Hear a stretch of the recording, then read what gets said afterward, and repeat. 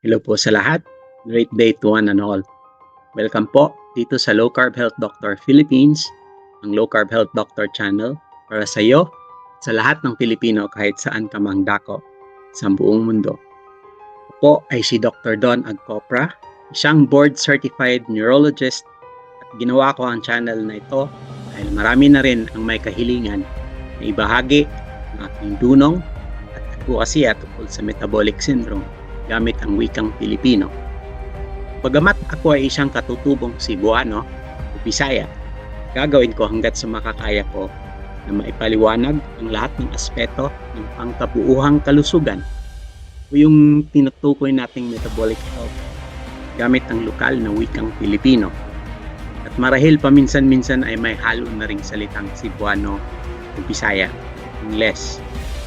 Pangunahing layunin ko para mas maraming Pilipino makakaunawa ng mas maigi sa aking advokasya tungkol sa fight stroke, fight heart attack, fight diabetes, fight obesity, fight metabolic syndrome.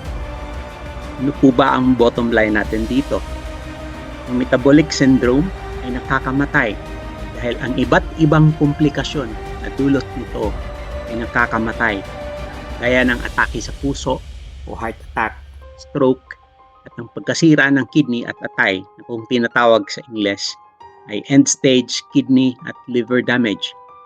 Sa makatuwid, ang metabolic syndrome ang numero unong sanhi ng maagang pagkakamatay sa panahon ngayon, hindi lang dito sa Pilipinas, kundi sa buong mundo. Metabolic syndrome is the number one killer in the world today. Yan ay base sa datos galing sa World Health Organization. Kaya kung gusto nating lahat na mabuhay ng mas mahaba-haba, mas malusog, ika nga, longer and healthier life habang tayo ay nabubuhay sa mundong ito, we need to invest in our own health. Kailangan nating mamuhunan ng husto at sapat sa ating sariling kalusugan at gawin natin ang lahat ng ating magkakaya upang maituwid, marahil ay maiwasan ang pagkakaroon ng metabolic syndrome. Sabay po kayo sa akin at sama-sama tayong maglakbay tungo sa pagtuklas at muling pag-aaral ng wastong pamamaraan ng kalusugan, pagtuwid sa mga pagkakamali sa nutrisyon na naituro sa atin noong nakaraan.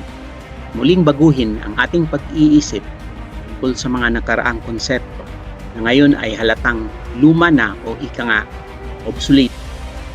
Sapagkat alam nating lahat na ang siyensya o science ay tungkol sa tuloy-tuloy at walang katapusang pagbabago, pagpapabuti sa ating sarili ng mundong nakapaligid sa atin.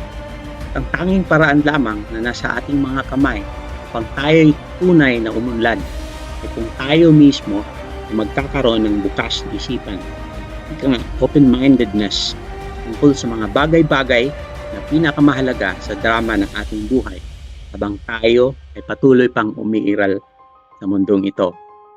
Let us always be open-minded and seek for continuous and never-ending improvement. Again, welcome to Low Carb Health Doctor Channel Philippines. And here's a toast to our metabolic health.